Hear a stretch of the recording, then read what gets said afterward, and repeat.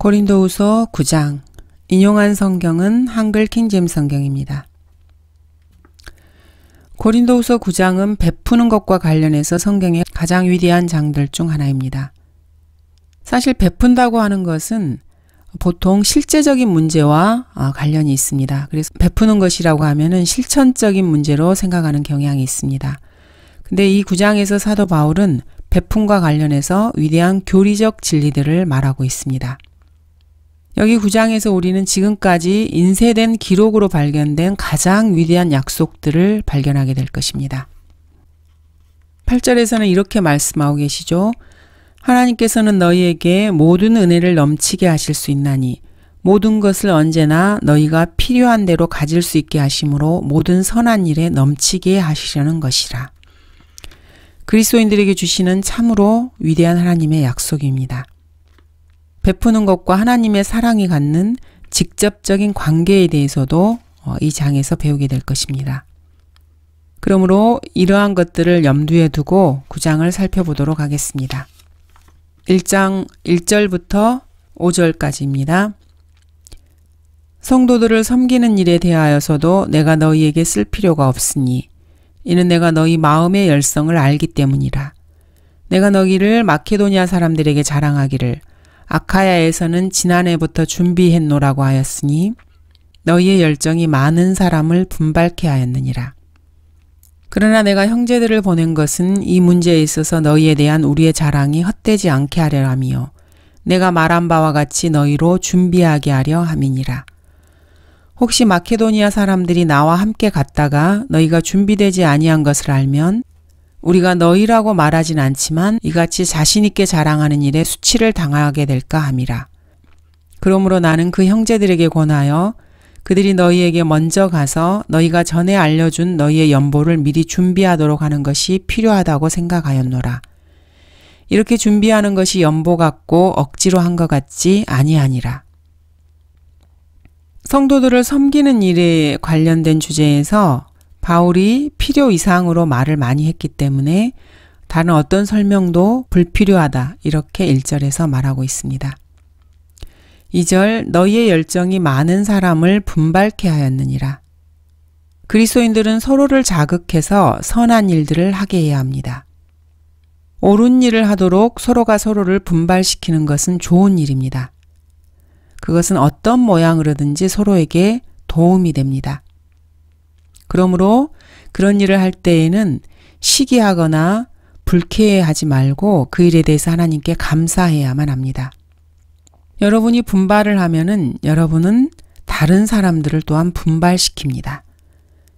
여러분이 다른 사람들을 분발시키면은 다른 사람들은 바르게 되지는 않았을지라도 바르게 되는 척이라도 합니다. 목사님께서는 한결같이 성경 문제로 자극을 받으셨습니다. 그러한 자극이 얼마나 강렬했던지 결국에 펜사콜라에 있는 그리스도인들은 바른 헬라어 성경을 지지해야만 하는 결과를 얻어내셨습니다. 본문에서 진행되는 내용은 다음과 같습니다. 사도 바울은 그들이 모은 연보를 가지러 마케도니아에 갔습니다. 마케도니아인들은 아카야에서는 이전 연도부터 연보를 모았다는 바울의 말에 모두 흥분이 되었습니다. 그래서 그들은 그렇게 할 여력은 없었지만 자신들도 바울에게 줄 연보를 충분히 모을 때까지 연보를 바치게 되었습니다. 사도 바울은 고린도 교회 회원들을 사랑하고 그들의 열성에 대해서 자랑했지만은 그들이 애초에 시작했던 일을 끝까지 이루지 않았다는 의심을 남모르게 마음에 가지고 있었습니다. 그래서 바울은 고린도 교회 회원들이 주기로 약속한 것을 모아 놓았는지를 확실하게 하기 위해서 디도와 실라를 자신의 앞서 먼저 보낼 예정이었습니다. 물론 사도 바울은 탐욕에서 그 돈에 손을 대려는 것은 아니었습니다. 5절에서는 억지로 한 것 같지 아니하니라 이렇게 말하고 있습니다. 오히려 바울은 예루살렘의 가난한 성도들에게 줄 충분한 연보를 원했습니다.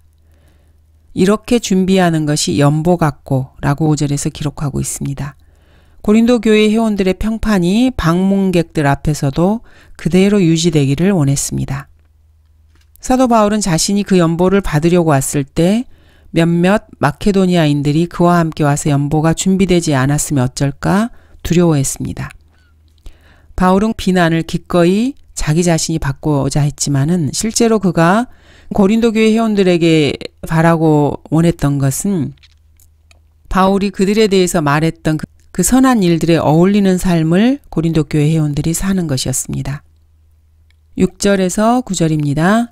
그러나 내가 이것을 말하노니 적게 심는 자는 적게 거두고 넉넉하게 심는 자는 넉넉하게 거둔다는 것이라.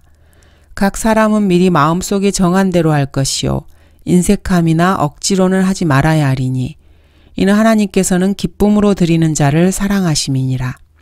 하나님께서는 너희에게 모든 은혜를 넘치게 하실 수 있나니 모든 것을 언제나 너희가 필요한 대로 가질 수 있게 하심으로 모든 선한 일에 넘치게 하시려는 것이라. 기록되기를 그가 멀리 흩어서 가난한 자들에게 주었으니 그의 의가 영원히 남음이라 함과 같으니. 본문은 베푸는 삶에 관한 신약적 기준을 제시해주는 위대한 단락입니다. 러크만 목사님께서는 본문의 6절에서 8절을 확실하게 외워두는 것이 좋다고 조언을 하십니다. 6절 적게 심는 자는 적게 거두고 넉넉하게 심는 자는 넉넉하게 거둔다는 이 말씀은 추수의 법칙으로 알려져 있습니다. 이 구절은 갈라디아서 6장 7절에서 9절과 비교를 해야 합니다. 이것은 심는 것과 거두는 것에 관한 법칙입니다. 속지 말라 하나님은 우롱당하지 아니하시느니라. 이는 사람이 무엇을 심든지 그대로 거둘 것이기 때문이라. 자신의 육신에 심는 자는 육신으로부터 썩은 것을 거두고 성령에 심는 자는 성령으로부터 영생을 거두리라. 추수의 법칙은 다음과 같습니다. 첫 번째, 여러분은 여러분이 심는 것을 거둘 것입니다. 썩은 육신에 심으면 썩은 것을 거두지만은 생명의 영이신 성령에 심으면 영생을 거두게 됩니다. 두 번째, 여러분은 언제나 심는 것보다 더 거둡니다. 요한복음 12장 24절에 이에 대한 증거 구절이 있습니다. 진실로 진실로 내가 너희에게 말하노니 한 알의 밀이 땅에 떨어져 죽지 아니하면 한 알 그대로 남아있지만 죽으면 많은 열매를 맺느니라. 세 번째, 여러분은 여러분이 어떻게 심느냐에 따라 거둡니다. 적게 심는 자는 적게 거두고 넉넉하게 심는 자는 넉넉하게 거두는 것입니다. 당연한 일입니다. 농사를 하는 사람들은 이것을 잘 알고 있습니다. 적게 심으면 수확은 적을 것입니다. 많이 심으면 많은 수확을 거둘 것입니다. 네 번째, 여러분은 미래에 거둘 것입니다. 어쩌면 이 거두는 일이 이곳 지상에서가 아닐 수도 있습니다. 여러분은 그리스도의 심판석에 가서야 추수한 것을 보게 될지도 모릅니다. 그렇지만 어쨌든지 거두게 될 것입니다. 이것이 바로 영적 법칙, spiritual law입니다. CCC에서는 사형리라고 하는 한 유명한 소책자를 사용합니다. 하지만 거기에 있는 4가지 법칙 중에 단 한 가지도 진짜 영적 법칙이 아닙니다. 그렇지만 본문의 6절은 진실로 영적 법칙입니다. 여러분이 적게 심으면 적게 거두고 넉넉하게 심으면 넉넉하게 거둡니다. 이 말은 여러분이 심는 모든 씨가 좋은 열매를 맺을 것이라 이런 말이 아닙니다. 공중을 날아다니는 새들이 몇 개의 씨앗을 먹어버릴 수도 있고 벌레들과 애벌레들이 작물 중에 얼마를 먹어치울 수도 있습니다. 가시나무들과 잡초들이 그중 얼마를 질식시킬 수도 있습니다. 그러나 많이 심을수록 많이 거둘 것이라는 이치에는 변함이 없습니다. 사업을 할 때 부자가 되려면은 돈을 투자해서 부자가 되는 것입니다. 돈을 남몰래 장롱에 숨겨두어서 부자가 되는 것은 아닙니다. 뭐라도 투자를 해야 돈을 거둘 수가 있습니다. 그 기준은 7절에 있습니다. 각 사람은 미리 마음속에 정한 대로 할 것이요. 베푸는 데 있어서 신약에서는 최소 한도는 없습니다. 이 말을 오해하지 마시기 바랍니다. 러크만 목사님이나 저나 11조를 믿습니다. 신약 아래에 있는 그리스도인들, 즉 은혜 아래에 있는 그리스도인들은 율법 아래에 있는 구약의 유대인들이 하는 만큼 그 정도는 할 수 있어야 한다고 생각을 합니다. 하나님께서 율법 이전에 아브라함과 야곱 안에서 11조의 예들을 보여주셨습니다. 구원받은 후에 주님께서는 재정적인 축복을 주시고 싶어 하십니다.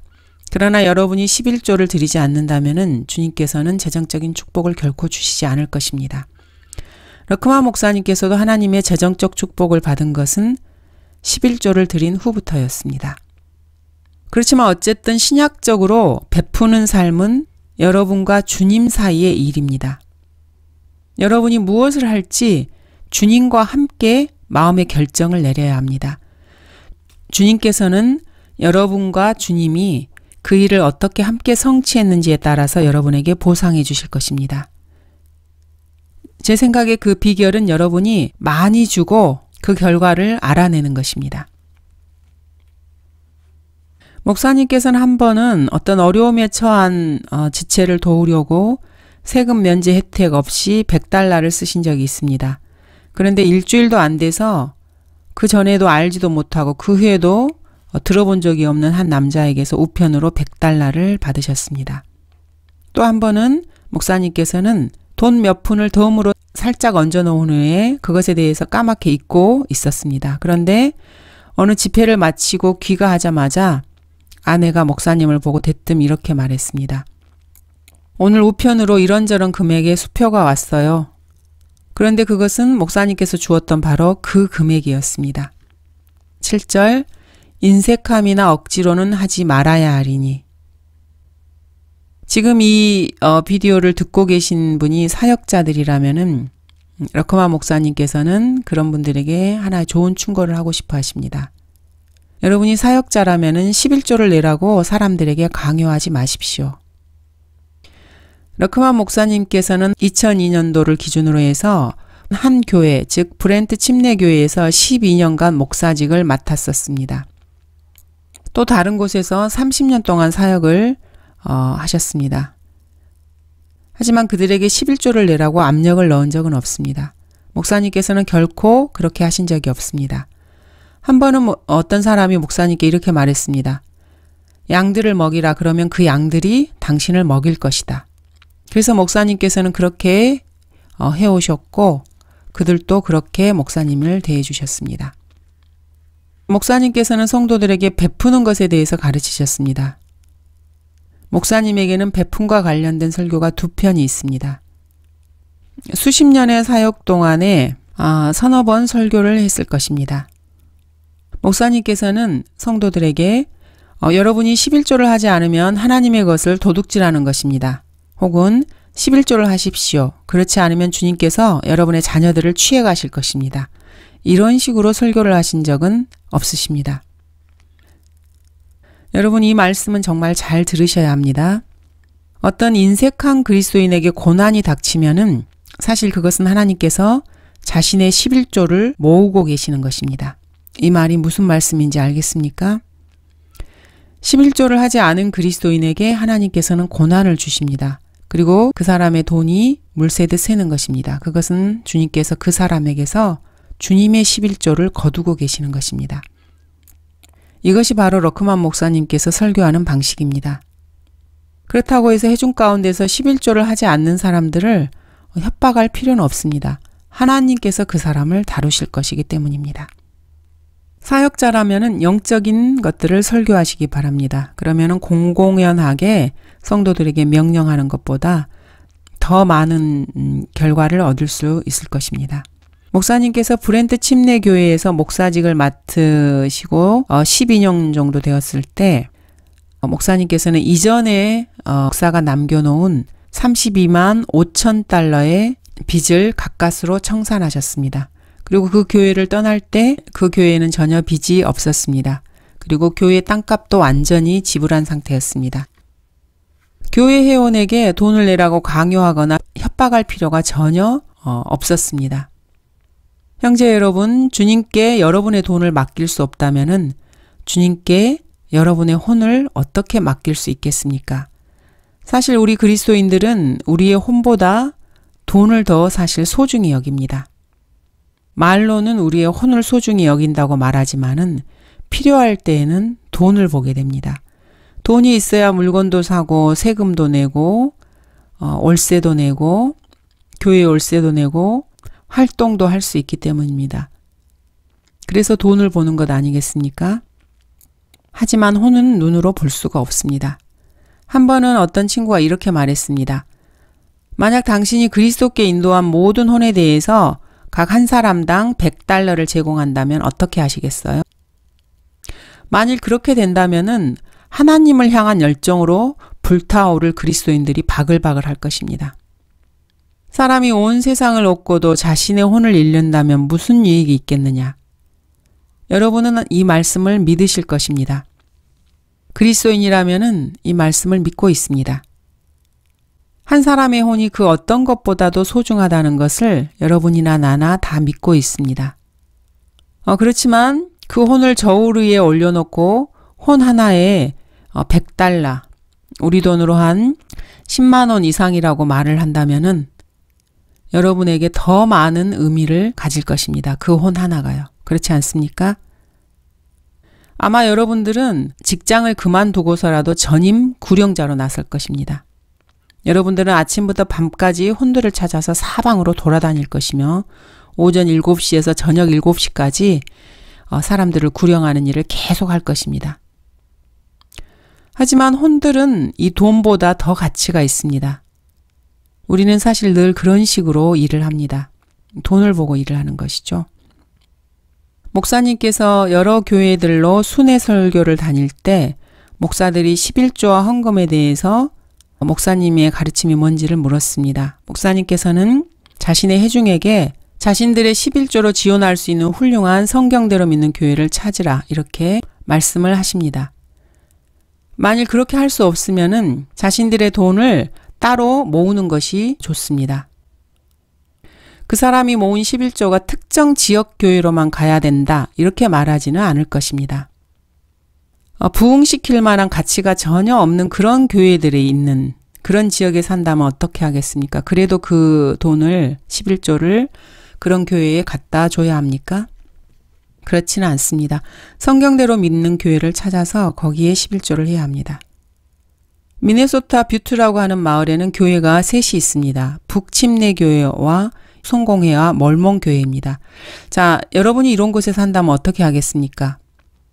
너희는 모든 11조를 창고에 들여오라는 이 말씀을 어떻게 적용하시겠습니까? 사례분별이 형편없지 않고서야 그런 일은 없을 것입니다. 극단적으로 흐를 수도 있습니다. 여러분들은 자신의 11조와 헌금을 드릴 교회를 찾아야 합니다.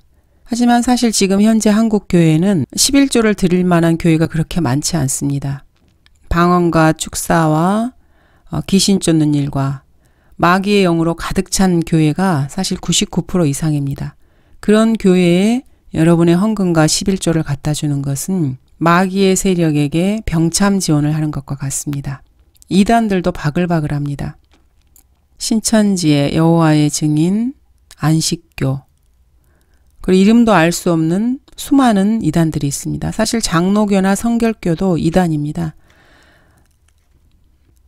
구원을 잃어버릴 수 있다고 주장하는 감리교회나 하나님께서 구원받을 사람을 미리 예정해 놓았고 그런 사람들을 위해서만 피를 흘려 놓으셨다고 하는 제한된 속죄를 주장하는 장로교회나 모두가 다 성경을 기준으로 보면 이단들입니다.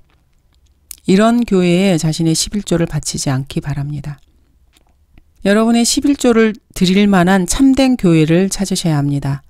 한글 킹제임스 성경을 최종 권위로 두고 올바른 교리로 한번 구원받은 성도는 결코 구원을 잃지 않고 은혜로 구원을 받으며 하나님의 말씀을 최종 권위로 두는 그런 교회를 찾아서 함께 사역을 해 나가야 합니다. 그런 교회를 여러분은 반드시 찾으시기 바랍니다. 그런 다음에 선교사들과 구령자들과 가난한 성도들과 다른 사역들을 그 헌금으로 지원하시기 바랍니다.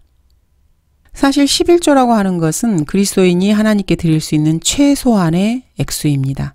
이것이 러커만 목사님의 가르침이고 사실 성경 신약의 가르침이며 바울의 가르침입니다. 사실 이것은 창고에 11조를 드리는 것보다 훨씬 더 모진 일입니다. 그러나 우리 그리스도인들은 하나님께 감사의 표시로서 10%에 대한 권리를 주님께서 가지고 계신다는 것을 알아야 합니다. 그리고 그 후에 여러분이 드리기를 시작하는 것입니다. 11조는 사실 드리는 것의 시작일 뿐입니다. 혹자는 이렇게 말합니다. 글쎄요, 당신에게는 돈이 많잖아요. 당신에게는 드릴 만한 여유가 있잖아요. 맞는 말일 수도 있습니다. 하지만 너크만 목사님도 한때는 아무것도 없었던 때가 있었습니다. 그것은 저도 마찬가지입니다. 러크만 목사님께서 밥 존스 대학에 처음 출석했을 때 9월, 10월쯤에 11조를 하지 않았습니다. 목사님께서는 너무나 가난해서 11조를 할 수가 없었습니다. 11조를 할 수 있는 길이 전혀 없었고 그런 목사님에게는 각종 청구서만 나라들 뿐이었습니다. 화장실도 없는 베니어판 이동주택에서 살고 계셨습니다. 그래서 공동 화장실을 이용해야만 했습니다. 콸콸 쏟아지는 뜨거운 물도 없었고 시원한 냉장고도 없었고 고작 석유 난로가 있었을 뿐입니다. 11조는 사실 꿈도 꿀 수 없는 그런 상황이었습니다. 그러다가 목사님께서는 일자리도 잃었습니다. 목사님에게는 음식이 없었습니다. 그래서 아내와 가족들을 친정으로 다 돌려보냈습니다. 왜냐하면 그들을 먹일 음식이 없었기 때문입니다. 한 번은 목사님께서는 3일 동안 음식 구경도 못한 적도 있었습니다. 그 덕에 금식을 배우게 되셨습니다. 하지만 사실 자발적인 금식은 아니었습니다. 이동주택 안에는 눈을 씻고 봐도 음식을 찾을 수가 없었습니다. 셋째 날에 목사님께서는 팬케이크 믹스가 들어있는 낡은 갈색 상자를 찬장 뒤에서 발견했습니다. 그 이전에 살던 사람이 1년 전에 남겨놓은 것이었습니다. 그렇지만 우유나 버터가 없었기 때문에 물로 반죽을 해서 요리를 해서 먹었습니다. 마치 접착용 풀을 먹는 듯한 그런 맛이었습니다. 그러다가 돈이 좀 들어왔습니다. 그때 당시 3달러였다고 합니다. 하지만 목사님의 상황에 도움이 될 만한 그런 액수는 아니었습니다. 3달러의 돈이 들어오자 목사님께서는 그 중에 30센트를 취해서 컵에 넣으셨습니다. 그리고 그 컵을 찬장 뒤에 넣어두었습니다. 그리고 혼자 이렇게 중얼거렸습니다. 좋았어. 나도 11조를 한번 해볼 거야. 저것은 주님의 것이야. 굶으면 굶었지 저 30센트는 손대지 않을 거야. 그 다음 날에 문 밖을 나가보니까 통조림과 빵, 버터, 1리터짜리 우유가 목사님 이동주택 앞에 놓여 있었습니다. 그렇게 목사님께서는 11조를 시작하셨습니다. 그리고 6개월간 모든 일이 순조롭게 진행되었습니다. 그 뒤 목사님께서는 어느 집회에 가라는 부름을 받으셨습니다. 그런데 돈이 충분치가 않아서 거기까지 가는데 필요한 기름을 넣을 수가 없었습니다. 자가용에는 약 4갤런의 기름밖에 없었고 집회까지 가는 장소는 30마일이나 떨어져 있었습니다. 그리고 11조 컵에는 10달러가 있었습니다. 목사님께서는 혼자 중얼거렸습니다. 자, 이런 일은 전에도 겪었지? 저 10달러를 그냥 컵에 두고 가기만 하면 돼. 만약 기름이 떨어지면 그때는 뭐 좀 애를 좀 먹겠지? 그렇게 해서 목사님은 차를 타고 집회를 향해 떠났습니다. 떠날 때 아이스박스에는 목사님의 어린 아이들인 다이애나와 데이비드에게 줄 우유가 없었습니다. 그때는 목사님 자녀들이 어린 아이들이었죠. 다이애나가 7살, 데이비드가 1살 반 정도밖에 안 된 때였습니다. 목사님은 그 집회를 향해서 길을 따라 출발했습니다. 약 50마일 정도를 달린 후에 히치하이커를 태웠습니다. 목사님께서는 그 사람에게 주 예수 그리스도를 증거했고 그 사람이 그리스도인이라는 것을 알았습니다. 그래서 계속 길을 달렸고 4갤런의 기름을 다 써버렸습니다. 그러자 그 히치하이커가 목사님에게 말했습니다.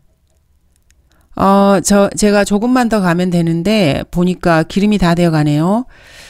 제가 기름을 가득 채워드릴게요.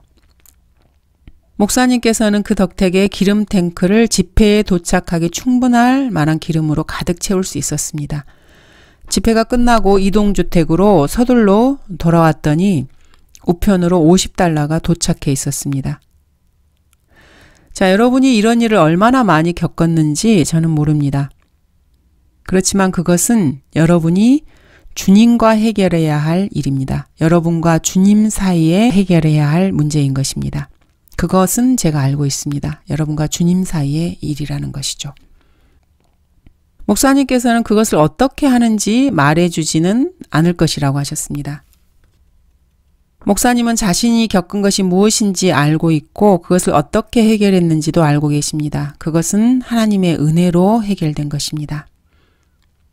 하나님께서는 너희에게 모든 은혜를 넘치게 하실 수 있나니 목사님께서는 하나님의 은혜로 인해서 언제나 본향으로 영광의 주님에게 이를 때까지 11조보다 더 많이 드리려고 노력하셨습니다. 주님의 뜻이라면은 목사님께서는 드리는 것을 20%, 심지어는 30%까지 하려고 하셨습니다. 이는 하나님께서는 기쁨으로 드리는 자를 사랑하심이니라. 기쁨으로 드리는 것을 하나님께서는 기뻐하십니다. 또한 하나님께서는 그런 자를 사랑하십니다. 기쁨으로 드리는 자는 자기 돈을 아무렇게나 무식하게 던지지 않습니다. 그리고 드리고 남은 것이 얼마인가 걱정하지 않습니다. 그러한 걱정 없이 주님께 드리는 것이 진정으로 드리는 것입니다. 헌금함이 여러분 앞에 이렇게 돌려질 때 헌금함 옆에 왔을 때 주머니에 손을 넣어보니까 지폐 몇 장이 잡혔던 적이 있습니까? 그 액면 금액이 얼마인지 모르는데 하나님께서 이렇게 말씀하시는 것이 들리는 것 같습니다.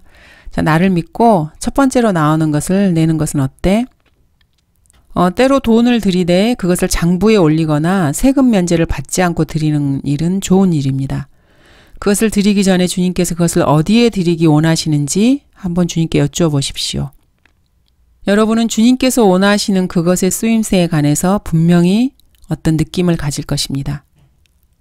그런 다음에 그것에 관해서 기록을 하든지 안 하든지 주님께 내어드리고 주님께서 그 일로 인해서 여러분을 어떻게 축복하시는지 한번 지켜보시기 바랍니다. 이는 하나님께서는 기쁨으로 드리는 자를 사랑하심이니라.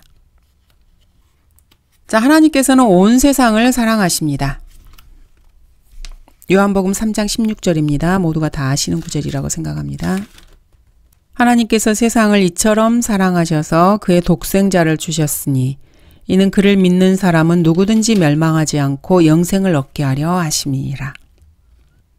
하나님의 사랑에도 정도가 있다는 것을 알 수 있습니다. 주님은 12제자 중에서 주님의 최측근 그룹 셋을 두셨는데 그들은 베드로, 야고보, 요한이었습니다. 또 주님께서는 요한복음 13장에서 예수께서 사랑하시던 이라고 말하는 특별한 제자가 있었습니다. 바로 요한이었습니다. 주님은 12 모두를 사랑하셨지만 더 친밀한 특정 제자들이 주님과 가까이 지냈습니다. 그들은 주님의 사랑을 더 많이 맛보았던 그룹이었습니다. 여러분은 하나님께서 여러분을 특별하게 사랑해 주시기를 바라십니까? 당연히 바라실 것입니다. 그렇다면은 돈을 건네드리기 시작하십시오. 여러분이 두각을 나타낼 수 있는 기회가 바로 여기에 있습니다. 즉 30% 드리기를 시작하고 여러분의 길을 지속하시기 바랍니다.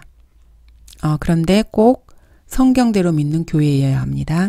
한글 킹제임스 성경을 하나님의 최종 권위로 인정하고 하나님의 경륜에 따라서 말씀을 올바로 나누어서 가르치고 구령하고 이런 교회여야 합니다. 하나님의 은혜의 복음으로 구원받는 그런 교회여야 합니다. 여러분이 기쁨으로 드릴 때 몇 가지 일이 일어납니다. 첫 번째, 여러분은 드린 것보다 더 돌려받게 됩니다. 두 번째, 여러분은 여러분이 베풀어 준 사람에게 개인적인 축복이 됩니다. 세 번째, 여러분은 그들의 필요를 공급하고 그들은 그것을 기도 응답으로 여깁니다. 그에 대한 보답으로 그 사람들은 여러분을 위해서 기도할 것이고 여러분으로 인해서 하나님께 감사를 드릴 것입니다. 네 번째, 응답된 기도로 인해서 하나님께서 찬양을 받으십니다.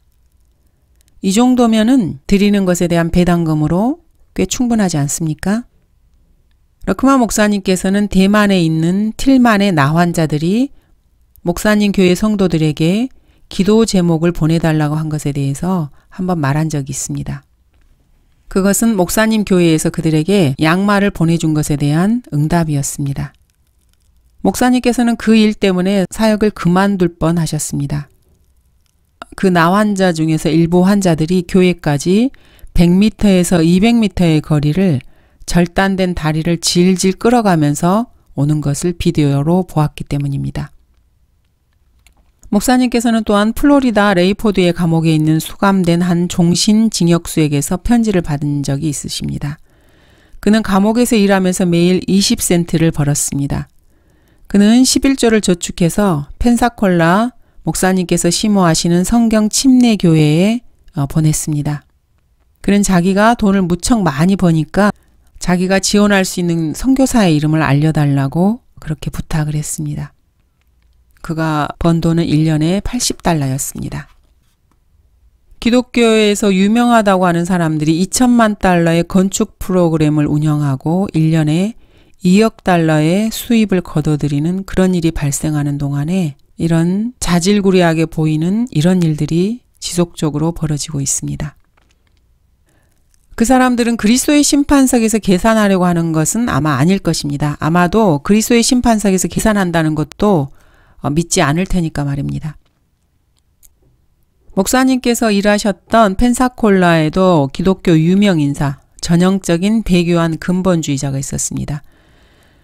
그 사람은 어찌나 깔끔을 떠는지 그 사람이 지나갈 때면은 번쩍번쩍 광낸 구두에서 삐걱 소리가 나곤 했습니다. 본문은 성경에서 가장 위대한 구절 중 하나입니다. 여기와 견줄만한 구절은 로마서 8장 28절입니다. 로마서 8장 28절이 뭔지 여러분 기억하고 계십니까?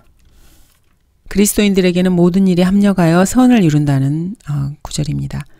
우리가 알거니와 하나님을 사랑하는 자들, 곧 그분의 목적에 따라 부르심을 받은 자들에게는 모든 일이 합력하여 선을 이루느니라. 이 두 구절의 차이점을 보자면은 방금 읽은 이 로마서 8장 28절은 무조건적인 약속입니다. 반면에 고린도후서 9장 8절은 조건이 있는 약속이라는 점입니다.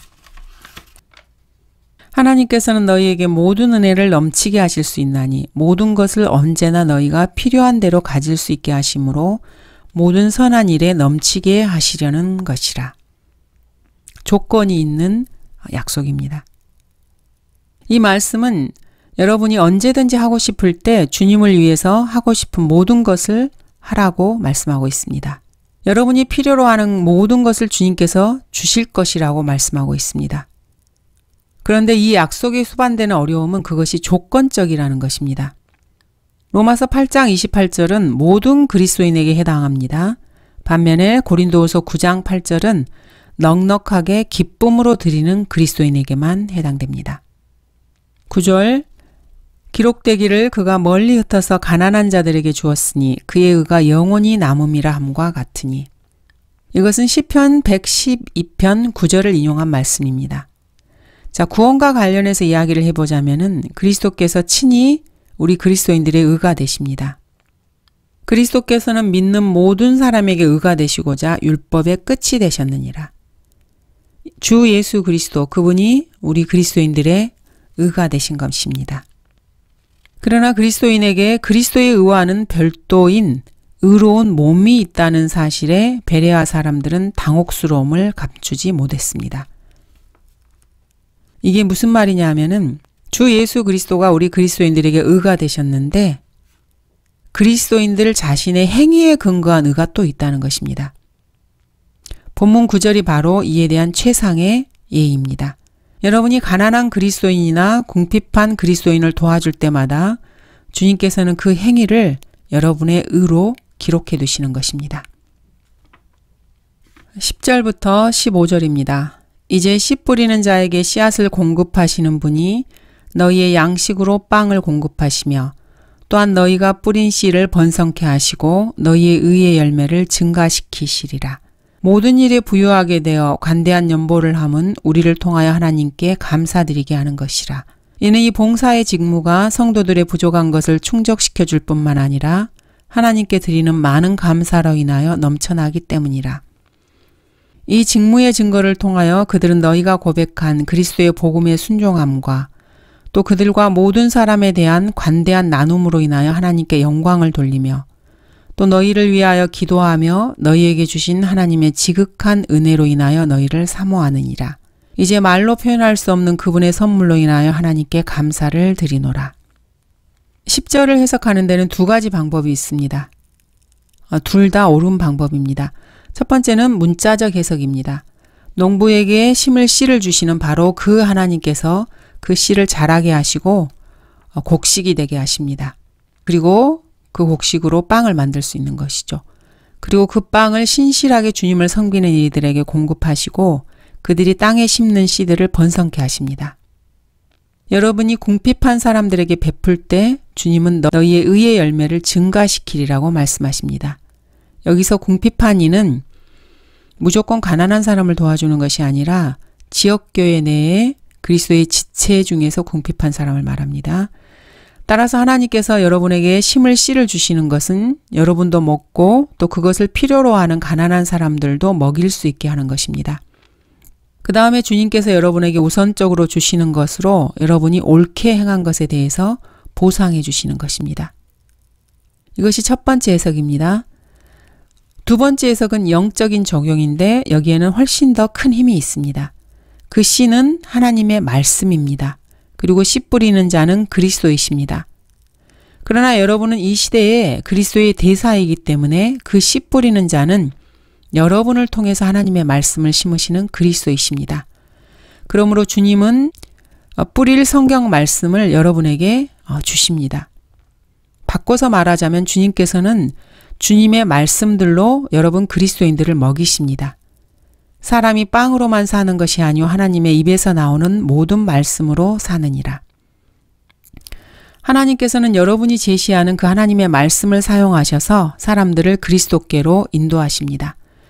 그리고 다른 그리스도인들을 자극해서 선한 일들을 하게 하는데 도움을 주시고 열매를 맺는 의를 여러분에게 주십니다. 11절 모든 일에 부요하게 되어 그리스도께서 다음과 같이 말씀을 하셨습니다. 주라 그리하면 너희가 받으리니 사람들이 후이되어 꼭꼭 누르고 잘 흔들어서 넘치게 하여 너희 품에 안겨주리라. 이는 너희가 남에게 대어주는 그 말로 너희가 대어받게 될 것이기 때문이라. 문제는 은사주의자들이 자신들만의 해석법을 사용해서 이 구절을 왜곡해서 건강과 부, 번영복음을 증명하는 데 사용한다는 점입니다.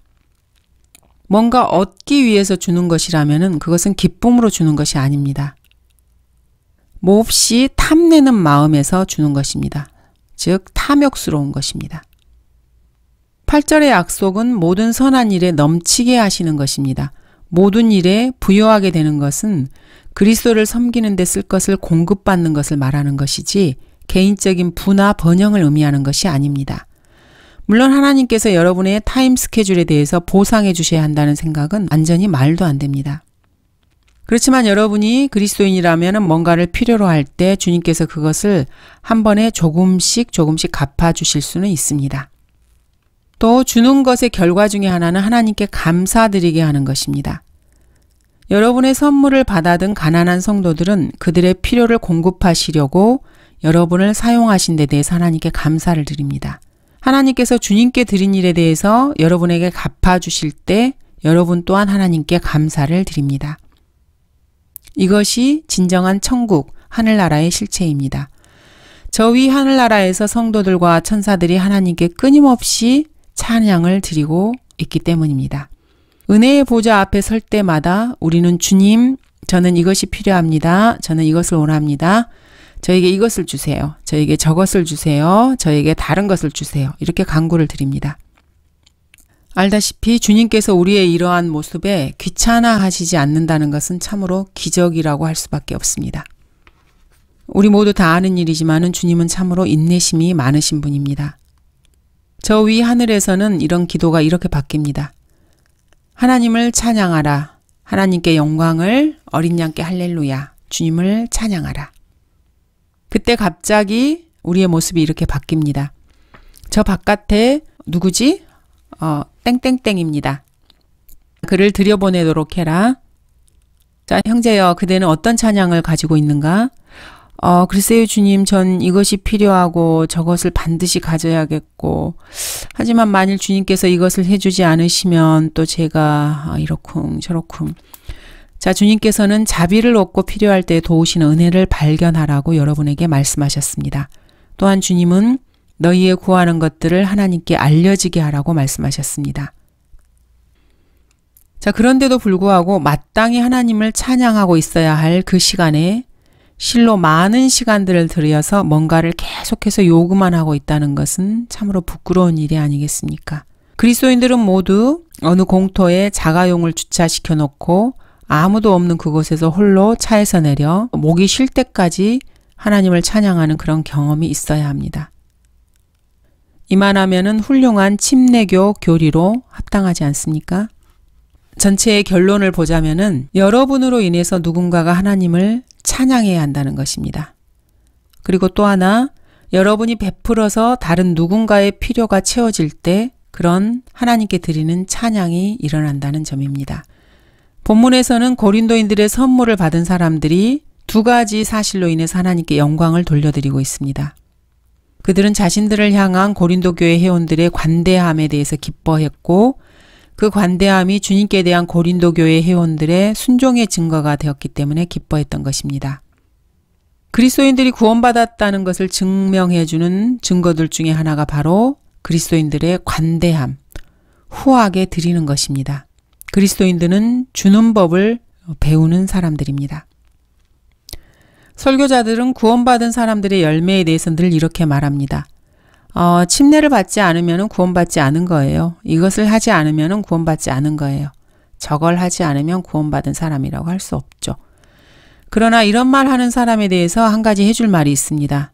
즉, 그들이 구원받지 않았다는 가장 확실한 증거 중 하나는 인색한 구두쇠 같은 태도를 가지고 있다는 것입니다. 참으로 하나님께서 여러분을 용서하셨고 여러분이 그것을 진실로 알고 있다면은 여러분은 다른 사람들에게 더 관대해지려고 하고 구원받기 전보다 사람들을 좀 더 너그럽게 대해야만 합니다. 만일 여러분이 구원받고 하나님께 순종하는 사람이라면은 여러분은 주는 일에 관대하는 것을 배우게 되어야 합니다. 구원받기 전처럼 움켜진 것을 놓지 않으려고 하는 구두쇠가 더 이상 아니라는 것입니다.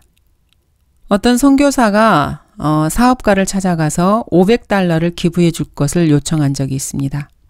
그 사업가는 잠시 생각을 하더니 $500짜리 수표를 썼습니다. 그는 선교사에게 그것을 주는가 싶더니 갑자기 획 잡아당겨 짝짝 찢어버렸습니다. 이것을 본 선교사의 마음은 무너졌지만은 약 5분 후에 그 사업가는 선교사에게 $5,000짜리 새 수표를 건네주었습니다. 그러자 선교사가 물었습니다. 왜 그러셨죠? 그 사업가의 답변은 이러했습니다. 글쎄 저는 지금처럼 관대한 적이 한 번도 없었습니다. 구원받기 전에는 아주 인색한 자린고비였죠. 그렇지만 구원받은 후에는 이타적인 사람이 되어서 베풀려고 노력하고 있는 중입니다. 그런데 마귀가 그런 저를 몹시 못살게 굴고 있습니다. 그래서 주님과 계약을 했습니다. 마귀가 선물을 더 주려고 하는 나를 힘들게 할 때마다 그를 꼼짝 못하게 해주시라고 말입니다. 13절 너희가 고백한 그리스도의 복음에 순종함. 만일 어떤 사람이 주님께 순종하면 주님께서 그의 돈 지갑을 관리하십니다.